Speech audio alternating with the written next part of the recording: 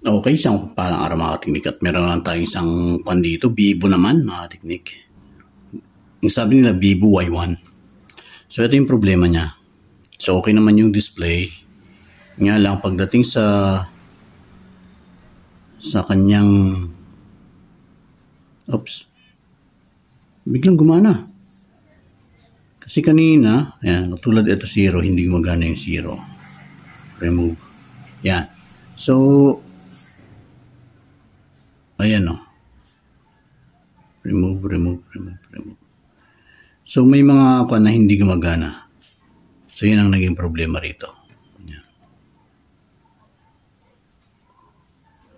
1, 2. Ayan, tong 0 ayaw.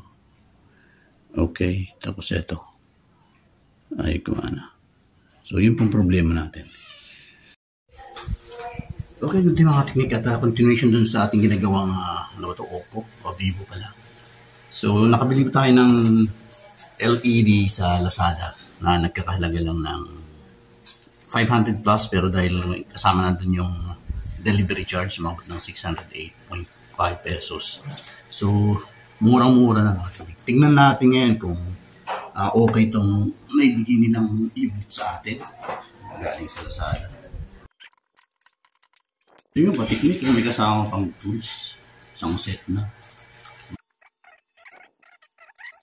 Puti siya. Ito, parehas na parehas mga katiknik.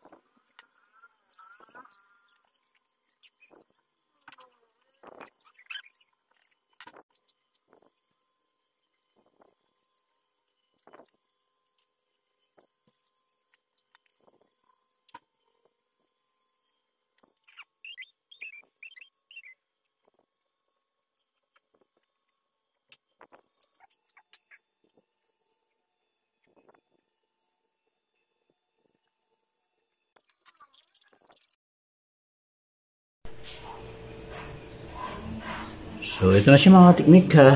I-check natin. Yan. Yan, okay na ba? Okay, so i-check lang natin yung kanyang pinaka-touch. Yan, di ba ito? Move ko lang. Oops. Ayan, okay naman siya mga teknik. So yun lang mga teknik at yan, hanggang dito lang tayo. So ganyan yung diskarte pag buti mayroon ng Lazada rito. Nakakabili tayo ng murang piyesa sa Lazada, unlike kasi sa mga paggawaan medyo mahal, kayo na magkumpara kung may sa mga dito sa Pilipinas. At yun, hanggang dito lang tayo mga tekniks at mga nagdi-DIY na katulad ko. Yan, pwede lang tayo bilhin lang tayo ng piyesa sa Lazada, pagpalit-palit lang ng mga LCD, mga board sa Lazada meron din available.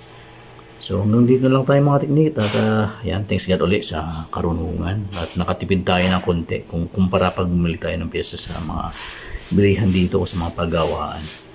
So more power po and God bless. Yeah.